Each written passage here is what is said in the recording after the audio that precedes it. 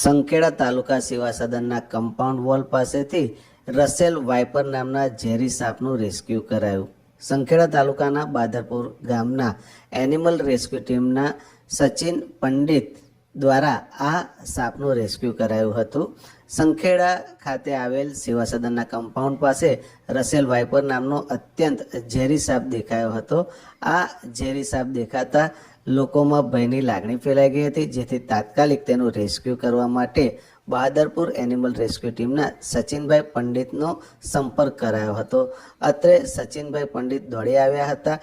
Compound wall પાસે રહેલા આ અત્યંત ઝેરી રસેલ વાઇપરનું તેમણે સફળતાપૂર્વક રેસ્ક્યુ કર્યું હતું. રેસ્ક્યુ કરાયેલા આ સાપને નૈસર્ગિક વાતાવરણમાં મુક્ત કરવામાં આવ્યો હતો.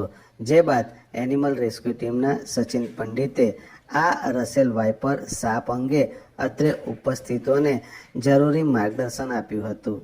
આ સાપ અંગેનું માર્ગદર્શન મેળવ્યા બાદ રસેલ વાઇપર સાપ અંગે લોકો માહિતગાર થયા હતા.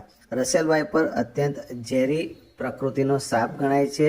આવો સાપ કરડે તો તાત્કાલિક સંખેડા ખાતે અથવા તો જે નજીકમાં પ્રાથમિક આરોગ્ય કેન્દ્ર હોય ત્યાં પહોંચી અને તે અંગેની જરૂરી સારવાર લેવી ખૂબ જ જરૂરી હોવાનું પણ સચિન પંડિતે અત્રે ઉપસ્થિત યુવાનોને જણાવ્યું હતું. એમાં હુમોટોક્સિન નામનું ઝેર આવે છે, સડન લાગે, ગ્રેગિન થઈ જાય. એને તાત્કાલિક સારવાર હોસ્પિટલમાં જઈ આવવાનું. સરકારી એન્ટીવેલમ્સ હોય છે અહીંયા, મોટા દવાખાના તરત જ ભરતી થઈ જવાનું, જેથી આપણી જાન બચી જાય.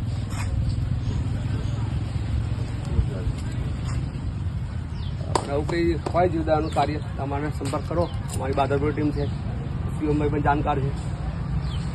ખાસ દેખવાનું ખૂણા ખાતે અમે ચાલતી વખતે ખાલી ધ્યાન રાખવાનું, પગ ના પડી જાય.